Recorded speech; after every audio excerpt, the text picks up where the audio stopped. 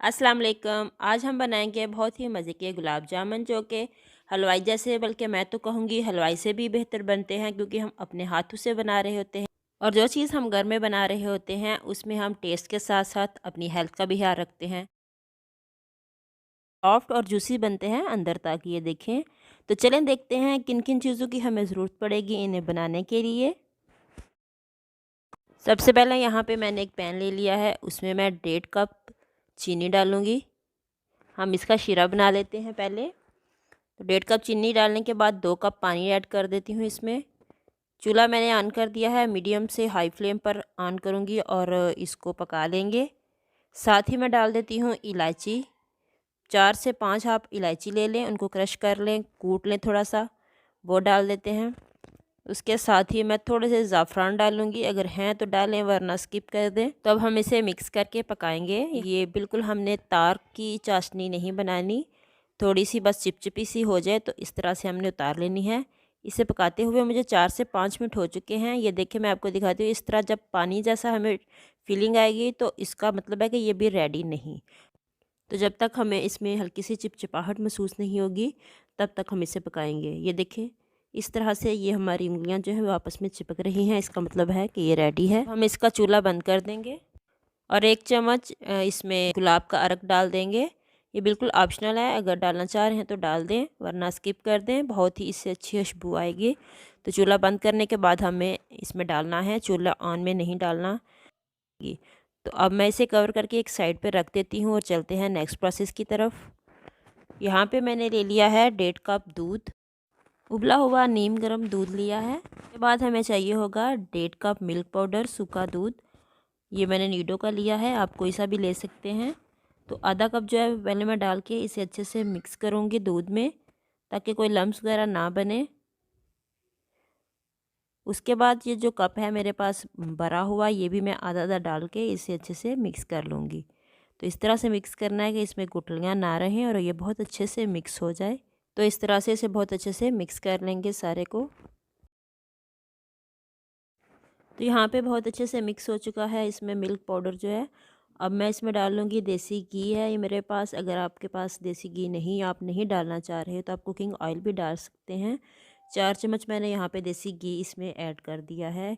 आप डाल्डा घी या cooking oil जो भी है वो आप यूज़ कर सकते हैं। इसमें इसे पका लेते हैं।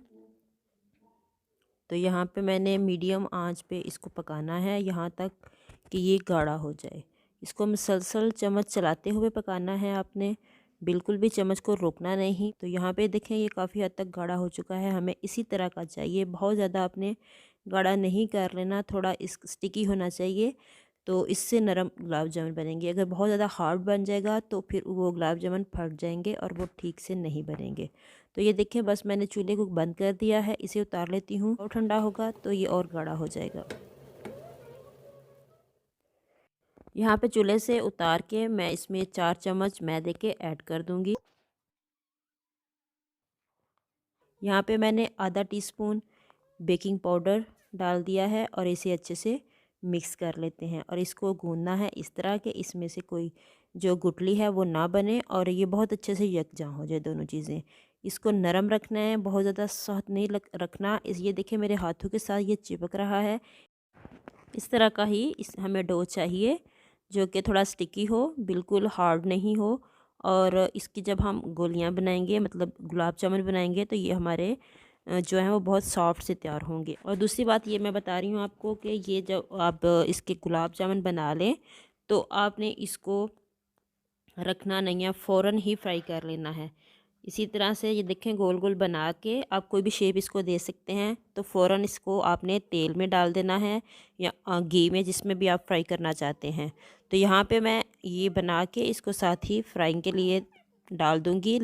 मैंने पैन को चूल्हे पे चढ़ा दिया है और ऑयल डाल लेंगे। डीप फ्राई करना है इसलिए ऑयल आपको ज़्यादा ही डालना पड़ेगा। तो यहाँ पे ऑयल बहुत ज़्यादा गर्म नहीं करना, अभी उसका टेम्परेचर हल्का ही होगा। तो हम इसमें अपने गुलाब जामुन जो हैं वो डाल देंगे, क्योंकि बहुत ज़्यादा गर्म ऑयल में हमने नहीं डालने, इससे फ़ौरन जल जाएंगे और अंदर से कच्चे रहेंगे।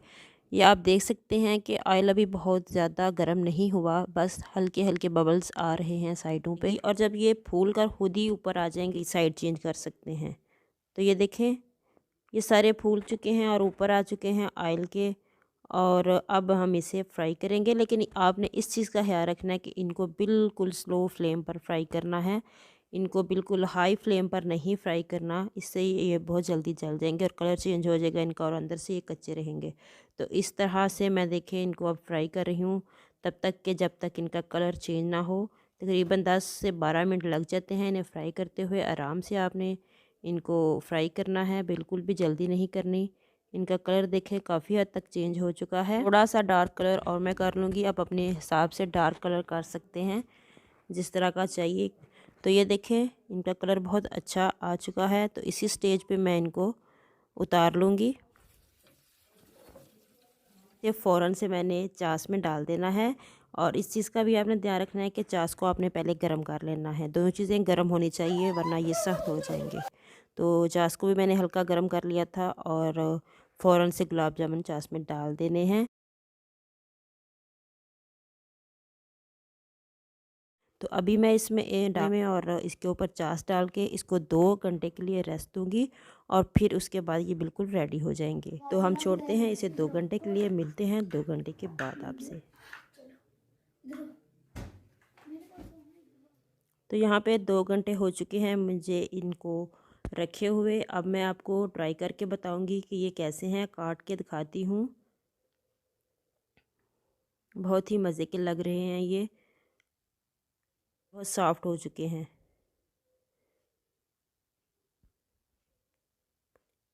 तो ये देखिए बहुत ही सॉफ्ट और जूसी से हमारे जो गुलाब जामुन हैं वो रेडी हैं। आप ज़रूर ट्राई कीजिएगा। मिलती हूँ नेक्स्ट रेसिपी के साथ। अल्लाह हाफिज़।